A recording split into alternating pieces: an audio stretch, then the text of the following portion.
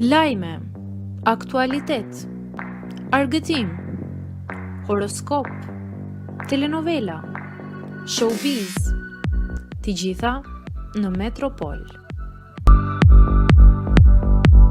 Bëni subscribe në faqen Metropol. Gafa epike e Flamur Nokës. 28 nëntori është dita kur Skënderbeu ngriti flamurin në Vlorë. Shqipëria sot feston 113 vjetorin e pavarësisë, teksa janë mbajtur disa ceremoni zyrtare në Vlorë për këtë ditë të rëndësishme, ku morën pjesë edhe disa përfaqësues të opozitës. Por duket se vëmendjen e ka marrë gafa e sekretarit të përgjithshëm të PD-s Flamur Noka, i cili gjatë ceremonisë në Vlorë ngatroi Skënderbeun me Ismail Qemalin. Shqiptarët i drejtohen Greqisë për festat e nëntorit, fluk si shtuar në Kapshtic. Vazhdonte ai më tej me njoftimet nga vendi. Noka tha se 28 nëntori është dita kur Skënderbeu ngriti flamurin në Vlorë, duke ngatruar me krujën.